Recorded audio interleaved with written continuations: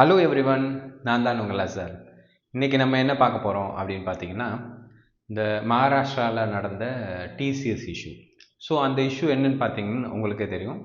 ஆக்சுவலாக அதில் பார்த்தீங்கன்னா ஒரு ஒரு டீமாக ஒரு குரூப்பாக என்ன பண்ணியிருக்காங்க, பட் இப்போ வந்த செய்திகள் படி எப்படி சொல்லியிருக்காங்கன்னா, ஒரு குரூப்பே வந்து ஒரு சில பெண்களை டார்கெட் வச்சு அவங்கள வந்து மதம் மாற்ற முயற்சி செஞ்சாங்க அப்படின்னு சொல்லிட்டு வருது.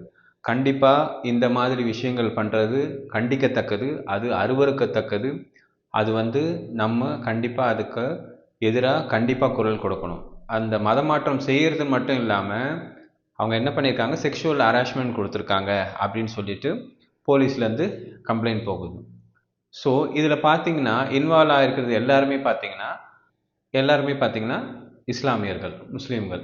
ஸோ அந்த ஹெச்ஆர் மேனேஜர்லேருந்து அந்த வேலையை செஞ்சவங்க எல்லாமே பார்த்தீங்கன்னா முஸ்லீம்கள், சில ஆண்கள் எல்லாம் சொல்கிறாங்க. ஸோ அதில் முக்கியமாக பார்த்தீங்கன்னா ஒரு பையன், அவன் என்ன பண்ணியிருக்கான், ஒரு பொண்ணை வந்து லவ் பண்ணுறேன்னு சொல்லிட்டு அந்த பொண்ணை வந்து செக்ஷுவலாக ஹராஷ் பண்ணியிருக்கான். ஹராஷ் பண்ணதில் என்ன ஆயிருக்கு, அவன் ஃபஸ்ட்டு ஹராஷ் மட்டும் பண்ணலை, ஃபஸ்ட்டு அந்த பொண்ணை லவ் பண்ணியிருக்கான். இவனுக்கு ஏற்கனவே கல்யாணம் ஆயிருக்கு. அவன் அந்த பொண்ணை நான் லவ் பண்ணுறேன், உன்னை கல்யாணம் பண்ணிக்கிறேன் அப்படின்னு சொல்லிட்டு ஆசை வார்த்தைலாம் சொல்லி அந்த பொண்ணை வந்து என்ன பண்ணியிருக்கான், லவ் பண்ணுறேன்ட்டு இருக்கான். ஸோ இந்த பொண்ணும் என்ன பண்ணியிருக்கு, அவனை லவ் பண்ணியிருக்கு. ஸோ அதனால் என்ன பண்ணியிருக்கு, இவன் முஸ்லீம்ன்றதால இவன் மாதிரியே இந்த பொண்ணு முஸ்லீம் மாதிரி மாறுறதுக்கு ட்ரை பண்ணியிருக்கு. ஹிஜாப் அணிஞ்சிருக்கு, நோன்பு வச்சிருக்கு. ஸோ நியூஸ் வர்றது பார்த்தீங்கன்னா இவங்க கட்டாயப்படுத்தி ஒரு ஹிஜாப் போட சொல்கிறதாகவும் நோன்பு வைக்க சொல்கிறதாகவும் அப்படின்னு சொல்கிறாங்க. நம்ம வீட்டு பெண்களே நம்ம ஹிஜாப் போடுன்னா கேட்குறது கிடையாது. பட் அந்த பொண்ணு ஸோ இப்போ வந்து அந்த பொண்ணு கேட்டிருக்கு. நல்லா படித்த பொண்ணு, நல்ல என்ஜினியரிங் பொண்ணு. ஸோ இந்த மாதிரி அவன் சொன்ன ஆசை வார்த்தைக்கு இது பண்ணி அந்த பொண்ணு வந்து இந்த மாதிரி விஷயங்கள்லாம் பண்ணியிருக்கு. இது அவங்க அப்பா அம்மாவுக்கு பிடிக்காம அவங்க வந்து போலீஸில் கம்ப்ளைண்ட் பண்ணும்போது அது ஒரு பூதாகரமாக ஆயிருக்கு.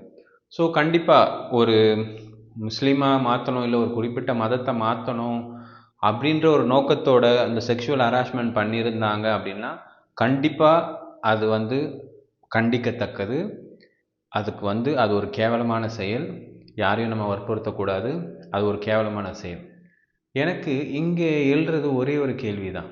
ஸோ கேள்விகள், சில விஷயங்கள் ஆக்சுவலாக என்னன்னு பார்த்தீங்கன்னா, அங்கே பாதிக்கப்பட்ட பெண்கள் வெறும் ஒரு குறிப்பிட்ட மதத்தை சார்ந்தவர்களாக இருக்கிறாங்க.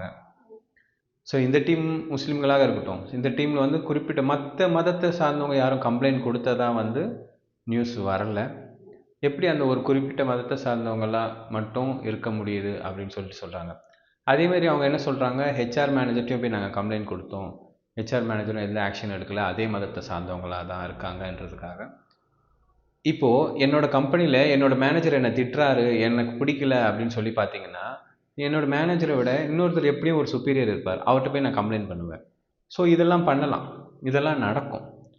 ஸோ இதெல்லாம் ஒரு ஆப்ஷன் இருக்குது. ஸோ அவங்க வெறும் அந்த ஹெச்ஆர் மேனேஜரை மட்டும் கம்ப்ளைண்ட் பண்ணது பதிலாக அந்த இப்போ நார்மலாகவே இப்போ நான் ஒரு கம்பெனியில் ஒர்க் பண்ணுறேன், ஒரு குறிப்பிட்ட மதத்தை சார்ந்தவங்க மேலே கம்ப்ளைண்ட் பண்ணுறேன். அதே மதத்தை சார்ந்தவங்க ஒரு ஹெச்ஆராவோ ஒரு மேனேஜராக இருந்தாலும் அவங்க ஃபஸ்ட் தடவை சொல்லுவேன், அவங்க ஆக்ஷன் எடுக்கலைன்னா நான் என்ன பண்ணுவேன், என் மைண்டில் வந்து ஒரு விஷயம் வந்துடும், இவங்க ஒரே மதத்தை சார்ந்தவங்களாக இருக்காங்க, ஒரே இனத்தை சார்ந்தவங்க இருக்காங்க, அதனால தான் ஆக்ஷன் எடுக்க மாட்டாங்க. நம்ம அவரை விட இல்லை வேறு அவரை விட சீனியர் மேனேஜருக்கோ இல்லை வேறு யாருக்கோ போயிட்டு சொல்லுவோம், வேறு மதத்தை சார்ந்தவங்க சொல்லுவோம், இல்லை வேறு இனத்தை சார்ந்தவங்கள்ட்ட சொல்லுவோன்ற ஒரு அறிவு எனக்கு வந்துடும். ஸோ இந்த மாதிரி ஒரு விஷயங்கள் ஏன் நடக்கலைன்றது ஒரு கேள்வி. இன்னொன்று, இந்த விஷயங்களுக்கு பின்னாடி சில விஷயங்கள், சில மோட்டிவேஷன் இருக்கிறதாகவும் எனக்கு தோணுது. என்னன்னு பார்த்தீங்கன்னா, இப்போது ஒரு சமுதாய மக்களுக்கு ஒரு வேலை கிடைக்குது. ஸோ இந்த பிரச்சனை பெருசாகிறதால என்ன ஆகும், இதோட இம்பேக்ட் என்னவா இருக்கும் அப்படின்னு பார்த்தீங்கன்னா, எந்த கம்பெனிலையுமே இல்லை டிசிஎஸ்லேயே சொல்லுங்களேன், அங்கேயே பார்த்தீங்கன்னா முஸ்லீம்ஸ்களை வேலையை எடுக்கிறதுல யோசிக்க ஆரம்பிச்சிருவாங்க. இப்போ இதில் என்ன ஆகுது, அப்புறம் அங்கேயே வேலை செய்கிற இருந்தாலும் அவங்களுக்கு ப்ரொமோஷன் தரதை ஹோல்ட் பண்ணுவாங்க. இந்த விஷயங்கள் நடக்கும். அதே மாதிரி பார்த்தீங்கன்னா இந்த டிசிஎஸில் மட்டும்தான் முஸ்லீம்ஸை ரெக்ரூட் பண்ணுறது ஸ்டாப் பண்ணுவாங்கன்னு கிடையாது, மற்ற கம்பெனிஸையும் ஸ்டாப் பண்ணலாம்.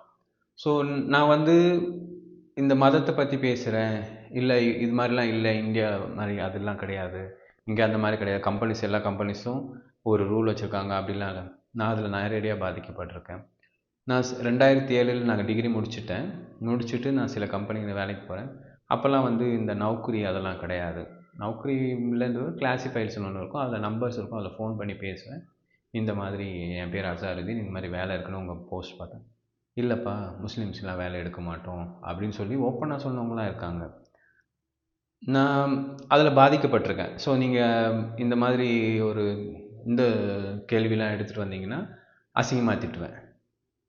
இல்லை முஸ்லீம்ஸ்லாம் இது பார்ஷியாலிட்டி பார்க்காமலாம் இன்டர்வியூ பண்ண மாட்டாங்க, அப்படிலாம் இல்லை, வேலைக்கு எடுப்பாங்க அப்படின்னு. அதே மகாராஷ்டிராவில் அங்கேருந்து ஒரு கம்பெனியில் என்னை இன்டர்வியூ எடுக்க வந்தாங்க. அங்கே இருக்கிறவங்க கேட்குறான் என்கிட்ட கேள்வி, நீங்கள் மற்ற மதத்தை பற்றி என்ன நினைக்கிறீங்க, மற்ற மதத்தெல்லாம் பற்றி உங்களோட பாயிண்ட் ஆஃப் வியூ என்ன அப்படின்னு சொல்லிக்கிறேன். என்னோடய வேலைக்கும் அதுக்கும் சம்மந்தமே கிடையாது. என்னத்துக்கு அவன் கேட்டான்றது எனக்கு இன்ன வரை புரியல. கண்டிப்பாக கண்டிக்கக்கூடிய விஷயம்.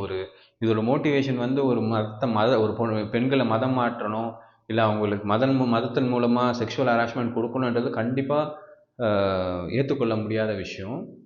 ஆனால் இது மூலமாக என்ன நடக்குது அப்படின்னு பார்த்தீங்கன்னா, நிறைய முஸ்லீம்ஸ்களுக்கு வேலை வாய்ப்பு கிடைக்காம போக வாய்ப்பு அதிகமாக இருக்குது. ஸோ நம்ம வந்து சில யூடியூப் சேனல்ஸ் எல்லாம் பார்த்தேன், அவங்க பார்த்திங்கன்னா ரொம்ப மோசமாக பேசுகிறாங்க. ஸோ இது வந்து அடுத்தவங்களோட வாழ்வாதாரத்தை பாதிக்கும். நம்மளோட அரசு பார்த்திங்கன்னா, மத்திய அரசு சிறுபான்மையினருக்கு எதிராக நிறைய விஷயங்கள் பண்ணிட்டு வருது. இதனால் அவங்களோட வாழ்வாதாரம் பாதிக்கப்படுது. இப்போ இந்த மாதிரி விஷயங்களும் என்ன ஆகும்னா, ஒரு ப்ரைவேட் கம்பெனியில் வேலை கிடைக்காத நிலைமையை உருவாக்கும். ஸோ மற்ற யூடியூப் சேனல்ஸ் வந்து கொஞ்சம் பொறுப்புடன் நடந்துக்கோங்க. மறக்காமல் என்னோடய பேஜுக்கு லைக் பண்ணுங்கள், சப்ஸ்கிரைப் பண்ணுங்கள், உங்கள் ஃப்ரெண்ட்ஸுக்கு ஷேர் பண்ணுங்கள். ரொம்ப நன்றி.